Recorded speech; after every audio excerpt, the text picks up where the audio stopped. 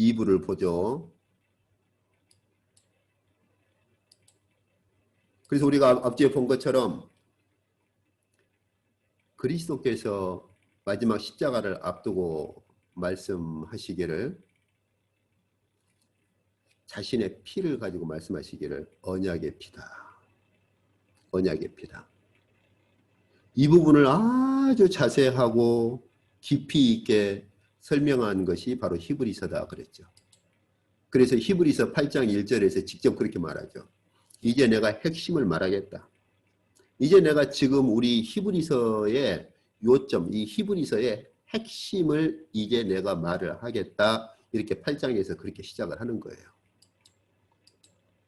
자, 그래서 이 8장, 9장, 10장에 쭉 보면은 이제 히브리서에서 두 가지를 계속 대조합니다. 구약과 신약에 있어서 두 가지를 계속 대조를 하는데, 먼저 장막에 대한 것부터 대조를 하죠. 구약의 장막은 어떤 장막이었느냐 그럴 때, 바로 구약의 장막은 하늘에 있는 것의 모형과 그림자다.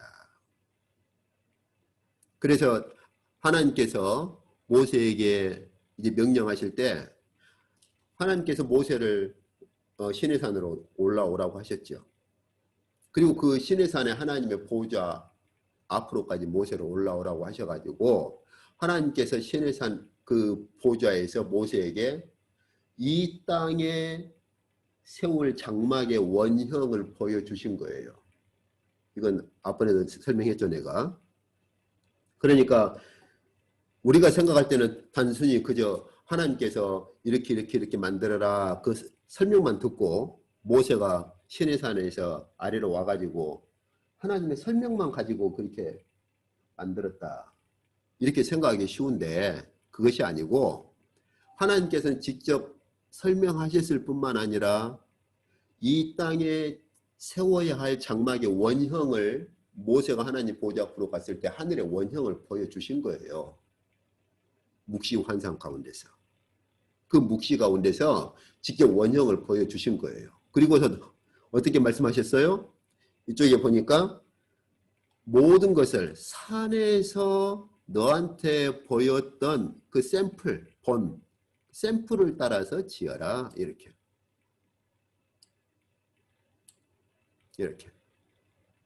그러니까 우리가 보통 생각할 때 이 땅에 있는 장막은 하늘에 있는 것의 모형과 그림자다, 이 말을 추상적으로 생각하기 쉬운데, 추상적이 아니라 실제적인 것, 실제적인 것.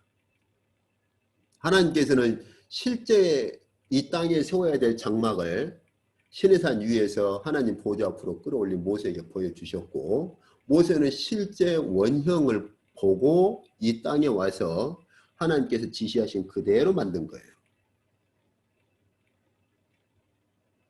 그래서 히브리서에서 바로 구약에서 그렇게 말씀하셨지 않느냐. 모든 것을 산에서 너한테 보이던 그 샘플대로 장막을 지어라고 그렇게 지시하셨지 않느냐라고 히브리서에서 구약의 말씀을 인용을 하는 거예요. 그런데 그 그리스도께서는 어디로 들어가셨느냐 그 말이에요.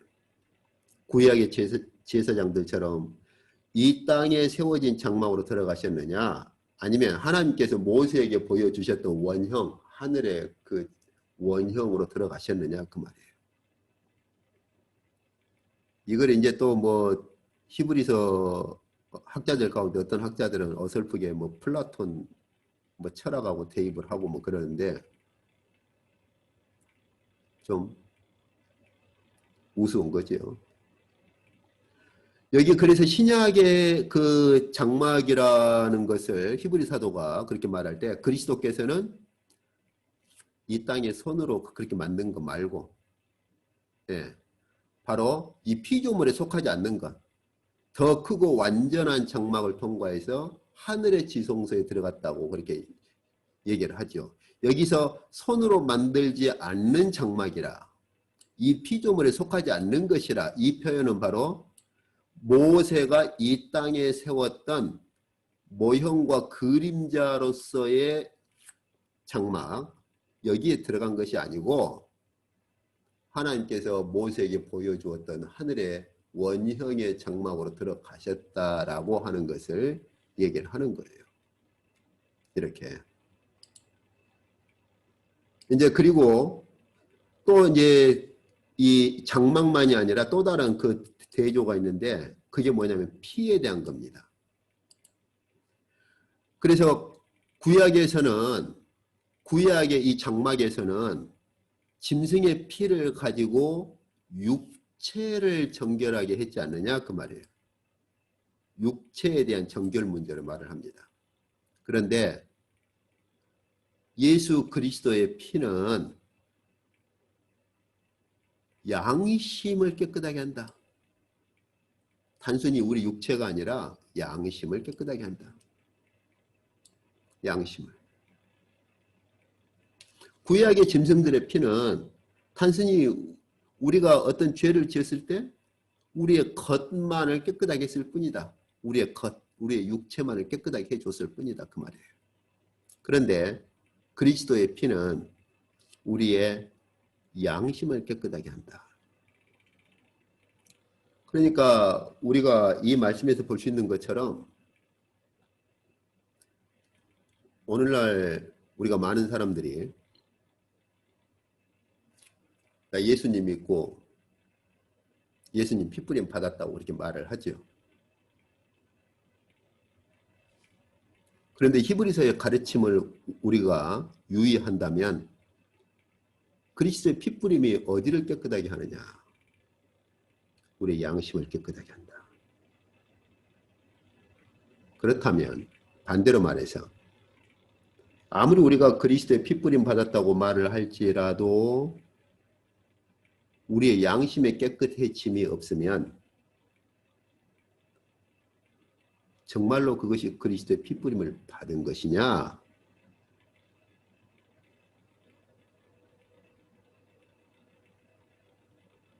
우리가 좀 생각을 해볼 문제죠. 그런데 히브리 사도는 조금 더 그걸 구체적으로 말을 해요.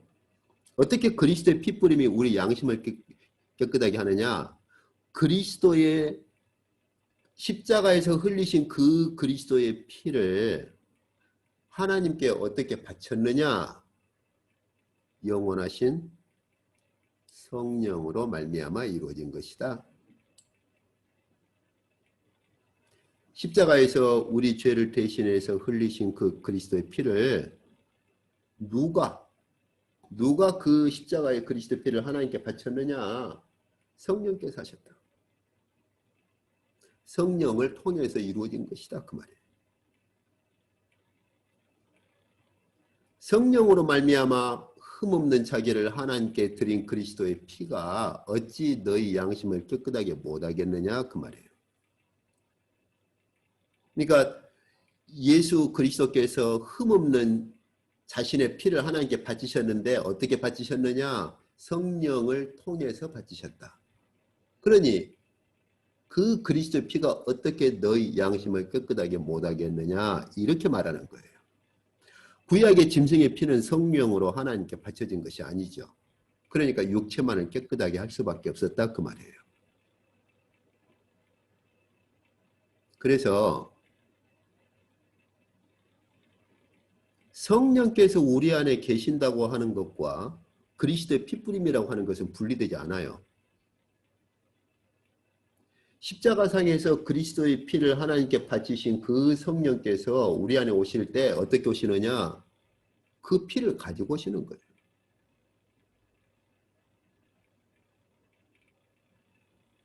(2000년) 전에 십자가에 살 찢기고 피 흘리신 그 그리스도의 피가 어떻게 우리 안에 오늘날 2000년 후에 살고 있는 현대 시대에 살고 있는 우리에게 어떻게 그 그리스도의 피가 뿌려지느냐?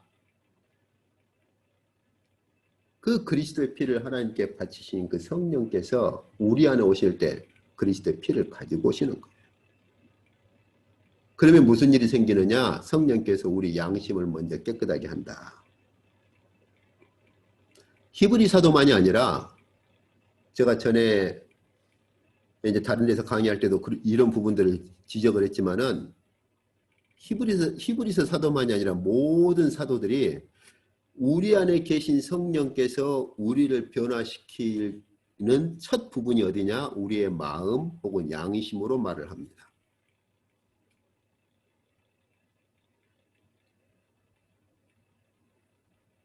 그러니까 보통 우리가 그리스도인이 된 후에도 안 믿는 사람보다 양심이 더 악하다, 이런 말을 듣는다면 우리는 좀 생각을 해봐야 될 일이죠. 정말로 진지하게 성령께서 그 사람 안에 거해서 그리스도의 피로 그 사람의 양심을 깨끗하게 했는가 하는 것을 우리가 생각을 해볼 필요가 있는 것이죠.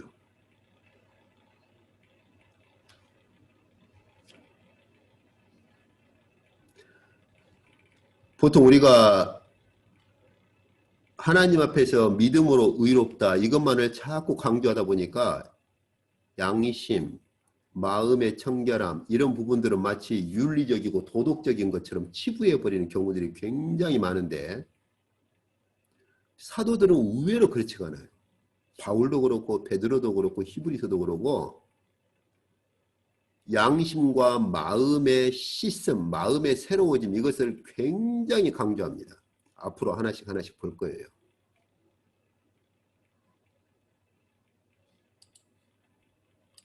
자, 그리고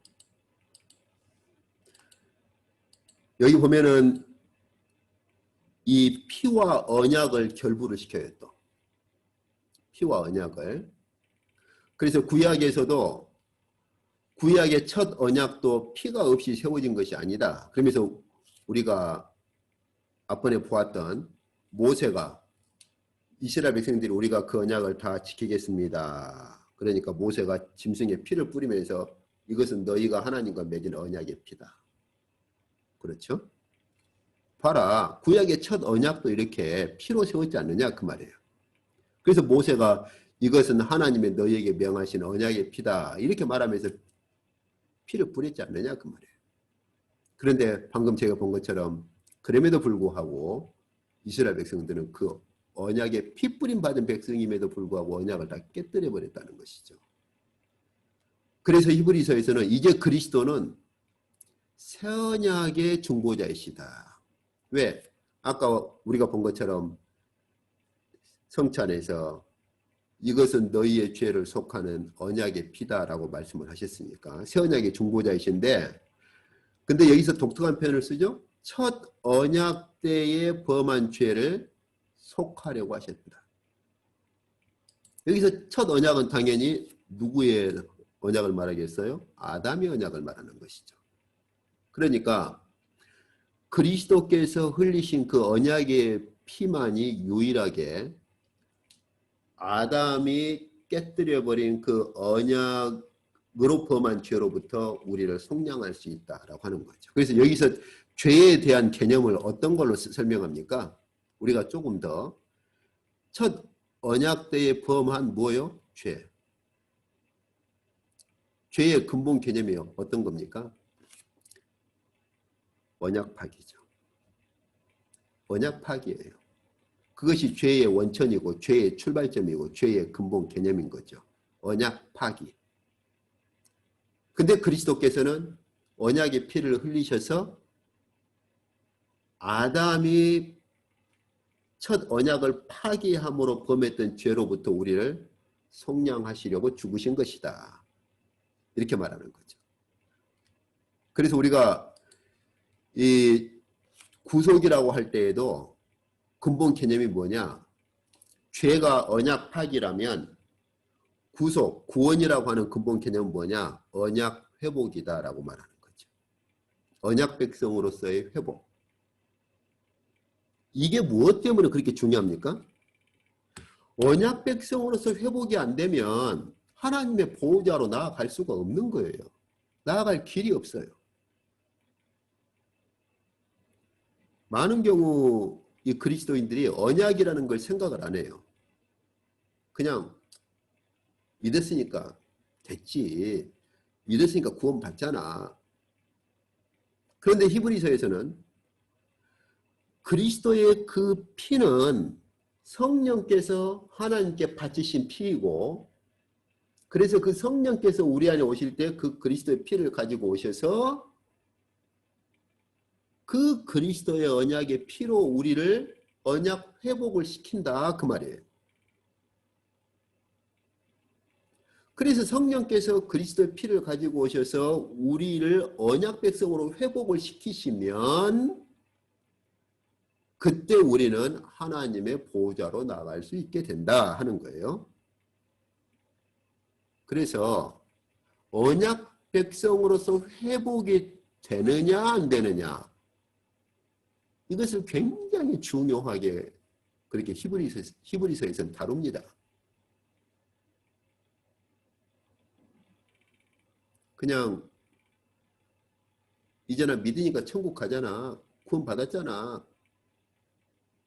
우리가 정말로 생각을 해야 할 것이 그리스도의 피하고 언약은 분리가 안 돼요. 우리가 그리스도의 피뿌림을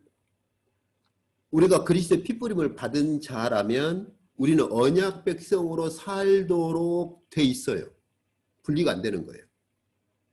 언약 백성으로 살지 않으면서 그리스도의 피뿌림 받았다고 말할 수 있느냐? 안 돼요. 분리가 안 되는 거예요. 이제 그리고 이제 몇 가지만 더 봅시다. 그래서 히브리서 이제 8장에서 그 핵심을 얘기하고서는 9장에서 계속 그것을 강조를 합니다. 그리스도께서 어디로 들어가셨느냐? 그리스도께서 어디로 들어가셨느냐? 그 하늘로 들어가셨다. 여기 하늘이란 표현은 히브리서에서 이제 하늘에 있는 성소를 말하는 거예요. 그리스도께서 모세가 이스라엘 백성들에게 짐승의 피를 뿌렸다면 그리스도께서는 이제 성령으로 우리에게 그리스도 자신의 피를 뿌리시고 자신의 몸을 하늘의 성소의 제사로 그렇게 바쳤다는 거죠. 그래서 오직 그리스도는 한 영원한 제사를 그렇게 드리셨다. 이렇게 영원한 제사를 그렇게 드리셨다. 이렇게. 이제 그러면서 마지막 축도, 히브리서 결론의 축도에서 중요한 축도를 하는데 양들의 큰 목자이신 우리 주 예수를 영원한 언약의 피로 죽음 가운데서 이끌어내신 평강의 하나님이라고 축도를 그렇게 하는데 보세요. 그리스도의 영원한 언약의 피로 죽음 가운데서 그리스도를 다시 살리셨다는 거예요. 그러니까 우리가 부활하신 그리스도를 믿는다라고 할 때 그 부활하신 그리스도와 그 그리스도께서 뿌리신 언약의 피가 분리가 되느냐? 분리가 안 되는 거예요. 그 그리스도의 피뿌림을 받았다고 하는 것은 바로 죽음 가운데서 언약의 피를 뿌리신 그리스도를 죽음 가운데서 다시 부활시키신 하나님의 그 역사와 분리가 안 되는 거예요. 한번 우리가 생각해 봅시다. 하나님께서 십자가의 죽은 그리스도를 영원한 언약의 피를 뿌리신 그 그리스도를 부활시켰단 말이에요. 그렇잖아요? 그러면 그 피가 우리 안에 있다고 생각해 봅시다. 우리한테도 무슨 일이 발생하겠어요? 영원한 언약의 피를 뿌리신 그 그리스도를 하나님께서 다시 죽음 가운데서 살려냈다면 그 피가 우리 안에 있다면 하나님께서 그리스도를 그 언약의 피를 뿌리신 그리스도를 죽음 가운데서 부활시키신 것처럼 우리도 부활시키지 않겠어요? 그렇잖아요. 그 그리스도의 언약의 피라고 하는 것이 이처럼 분리가 되는 게 아니에요. 한 가지 우리가 잠깐 생각을 해야 할 것이 제가 전에 한국에 잠깐 왔을 때 그 선배 목사님이 그런 얘기를 해요. 그 한동안 어떤 그 그룹인데 그 그룹에서는 속죄라고 하는 것, 속량이라고 하는 것을 값을 지불하고 사온다라는 비유적인 그러한 표현이다 보니까 속량 이런 표현. 그러니까는 그리스도께서 자신의 피를 누구에게 지불하고 우리를 사왔느냐? 사탄에게 지불했다는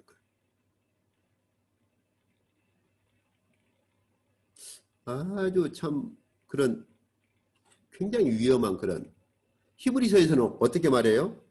성령을 통해서 흠없는 자기의 피를 누구에게 바쳤다고요? 하나님께 바치셨다. 거기 속량이란 표현이 물론 로마 시대에 값을 지불하고 종을 사올 때 쓰는 표현이란 건 맞아요.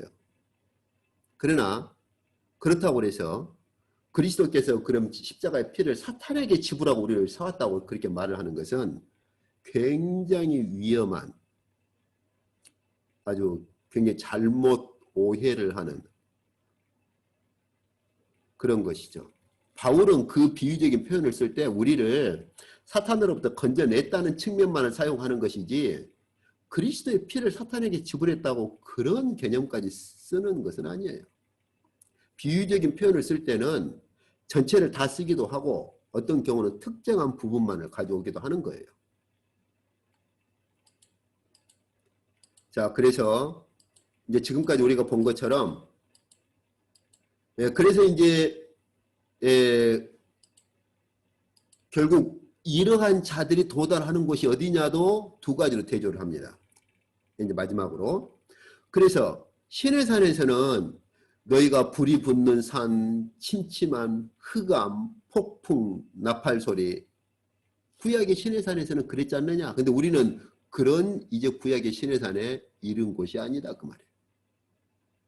심지어 모세까지도 내가 심히 두렵고 떨린다라고 말할 정도의 그러한 시내산이었는데 우리는 구약에 이제 그런 시내산에 우리가 도달할 것이 아니다 그 말이에요. 우리가 이른 곳이 어디냐?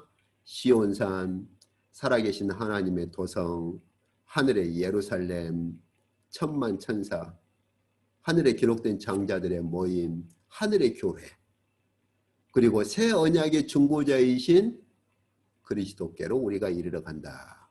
이렇게 말하는 거예요. 그래서 오늘 우리가 구약과 신약에 걸쳐서 왜 언약과 하나님 나라가 이렇게 중요한 것인가? 하나님께서 왜 이렇게 언약을 내버리시지 않고 줄기차게 언약을 이렇게 붙들어 오시는가 하는 것을 보았는데 이 배경에는 바로 아까 제가 처음에 설명한 것처럼 하나님 간에 가지고 계시는 하나님 간의 신실한 협약, 신적 협약 때문에 그러시는 거예요. 하나님께서 이 세상을 창조하시고 그리고 아담과 언약을 맺으실 때에도 그래 한번 언약 좀 맺어보자 그런 것이 아니란 말이에요. 성삼위 하나님 간의 협약이 있었고 신적 의논이 있었고 이걸 거룩한 신적 협약이라 그렇게 부르는 것이죠.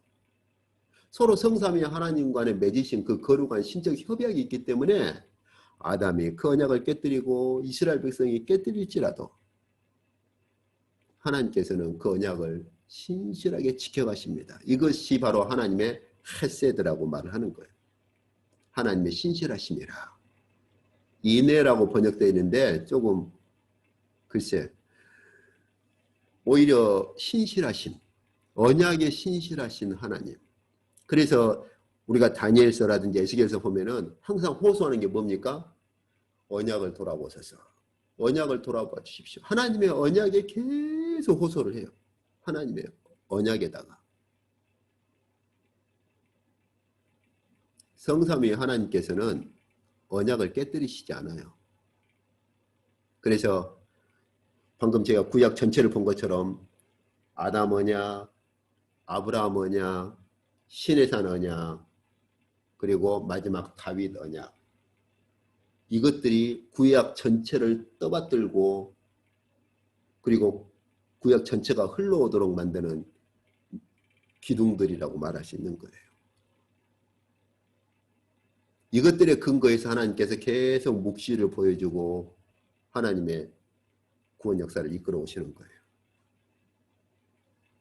그래서 오늘 우리가 본 것처럼 그리스도께서 이제 친히 하늘의 언약의 중보자로 오셔서 그분께서 언약의 피를 친히 짐승의 피가 아니라 그분의 피를 뿌리시는데 어떻게 뿌리셨느냐? 자신의 피를 성령으로 하나님께 바치셨다. 그래서 이제는 성령께서 우리 안에 오실 때 그냥 오시지 않아요. 그리스도께서 십자가에 뿌리신 그 피를 가지고 우리에게 오십니다. 그렇기 때문에 성령이 우리 안에 계시느냐 안 계시느냐는 생명하고 직결된 거죠. 그래서 전에 얘기한 것처럼 사도행전 보면 사도들이 꼭 확인한 게 뭐예요? 복음을 받아들이고 세례까지 받았는데도 베드로와 요한을 보내서 성령을 받았느냐? 빌립이 보고할 때 성령은 아직 안 받았다고 보고를 하거든요. 그러니까 베드로와 요한을 보내서 성령을 받도록 다시 기도를 하는 이유도 거기 있어요.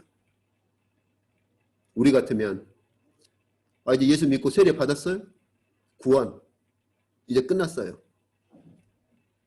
근데 사도들은 그렇게 하지 않습니다. 안 된다는 거예요.